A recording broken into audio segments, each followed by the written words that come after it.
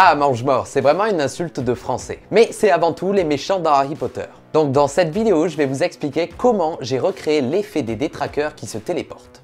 Avant de commencer, je voulais vous dire que ce plan est inspiré d'un court-métrage de Rain Richman, j'arrive pas à le prononcer, mais je vous invite à aller voir ce court-métrage, il est vraiment bourré d'effets spéciaux et super bien réalisé.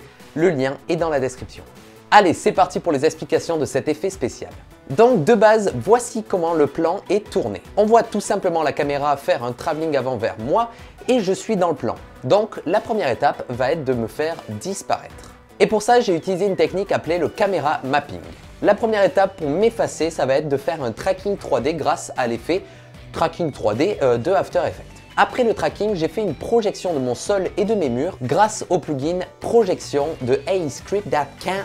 Je vous mets le lien, encore une fois, dans la description. Ce script est très facile d'utilisation, il y a juste à créer 3 plans, de cliquer sur projection et c'est terminé. Ensuite, j'ai créé des masques sur mes zones caméra mappées pour ne pas trop avoir de caméra mapping parce que parfois il y a de légers décalages. Donc j'ai tout simplement créé une sorte de silhouette avec des masques. Pour me faire réapparaître, c'est tout simple, j'ai pris mes calques qui sont en projection et j'ai tout simplement mis l'opacité de 100 à 0. Maintenant, on se retrouve avec ça. Ça fait un plan vide, puis ensuite, j'apparais. Une fois que j'ai mon plan cleané, on appelle cleaner, ça veut dire nettoyer, où il n'y a plus le sujet, il va falloir donc créer la fumée. Et pour ça, j'ai tout simplement fait un tracking 3D dans Boujou et j'ai importé mon tracking dans 3ds Max. Et dans 3ds Max, j'ai utilisé le plugin FumeFX encore une fois pour créer cette fumée. Pour émettre la fumée, parce qu'il va falloir émettre la fumée à partir d'une source, j'ai utilisé une source de géométrie. Ça veut dire que j'ai créé une sorte de petite pyramide et je l'ai animée. Et qui dit animation dit je suis une merde.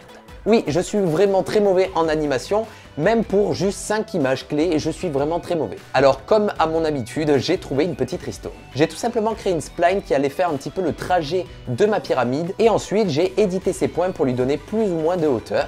Et ensuite, dans ma pyramide, je lui ai mis une contrainte. Qu'est-ce que c'est une contrainte? Ça va être littéralement ce que ça veut dire. Ça va être une contrainte de mouvement. Et tout simplement, la contrainte de mouvement va être attachée à cette spline. Et tout simplement, maintenant, si je mets play, on peut voir qu'il y a la pyramide qui bouge dans le sens donc de ma spline. La petite chose à faire, c'est tout simplement d'animer la rotation pour qu'elle soit orientée avec le mouvement. Et l'animation est terminée, ça m'a pris même pas 3 minutes. Car oui, l'animation, c'est vraiment quelque chose de spécial dans la 3D. Il faut avoir vraiment ça en soi. Je me rappelle, dans mon école de 3D, il y avait 2 catégories. Il y avait la 3D et l'animation. Donc l'animation, c'était une classe à part. Pas beaucoup de gens voulaient le faire parce que c'est vraiment compliqué, mais c'est aussi vraiment très cool d'animer quelque chose et de voir le résultat final. Donc voilà, l'animation est terminée. Maintenant, il va falloir émettre la fumée. Dans FumeFX, j'ai tout simplement créé un object source et j'ai tout simplement sélectionné ma pyramide. Ensuite, je lui ai attribué des valeurs physiques comme beaucoup de turbulences pour avoir vraiment beaucoup de mouvement dans la fumée. J'ai aussi rajouté des géométries du sol et du mur pour que la fumée rentre en collision donc avec les murs.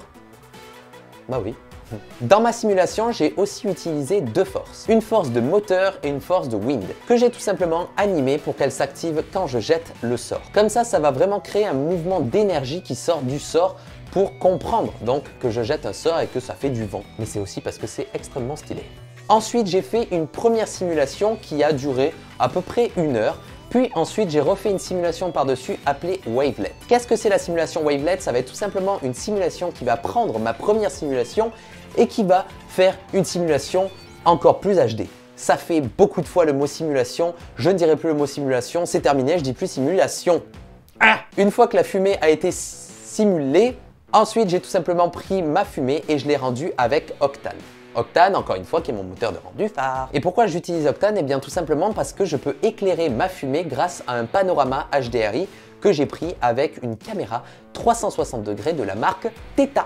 Grâce à cette technique, j'ai tout simplement plus de réalisme dans mes couleurs et mes lumières. Ensuite, j'ai tout simplement créé une lumière qui sort de ma baguette. Donc j'ai tout simplement créé une sorte de petite sphère de lumière et j'ai tout simplement animé celle-ci pour que ça suive le mouvement de ma baguette et donc que ça éclaire ma fumée. Une fois que j'ai éclairé ma scène, j'ai tout simplement rendu ma fumée en 2 parties. Une partie c'était ma fumée et l'autre partie l'ombre. Le rendu a duré plus de 13 heures, ça a été long, donc s'il vous plaît LDLC Top Achat, sponsorisez-moi, envoyez-moi des cartes graphiques comme ça sur la face, s'il vous plaît. Ensuite pour le compositing, j'ai tout simplement importé ma fumée et mon ombre que j'ai flouté à gogo pour donner vraiment quelque chose de diffus. Ensuite pour ma baguette, j'ai tout simplement créé un optical flare qui suivait la baguette pour donc créer cet effet d'énergie. Mais là, je me suis opposé à un petit problème. Quand je regardais mon rendu final d'effets spéciaux, c'était un petit peu lent au début, la simulation de fumée était un petit peu trop lente. Voilà pourquoi j'ai utilisé le Time Remapping dans After Effects pour raccourcir un petit peu le temps du début, pour créer quelque chose de beaucoup plus dynamique. Sinon, eh bien, ça faisait un arrivage de mange-mort mémé de 90 ans et c'était pas du tout amusant. Ensuite, pour fignoler le tout, j'ai utilisé une Color Correction. J'ai rajouté des black bars pour que ça donne un effet un petit peu plus cinématographique et j'ai cliqué sur rendu et c'était terminé. Je vous remets encore une fois le résultat final de cet effet. Voilà, j'espère que cette vidéo t'aura plu. Je t'invite à la partager à droite à gauche, ça me ferait vraiment plaisir. On se retrouve très bientôt pour une prochaine vidéo. C'était Atom. Ciao.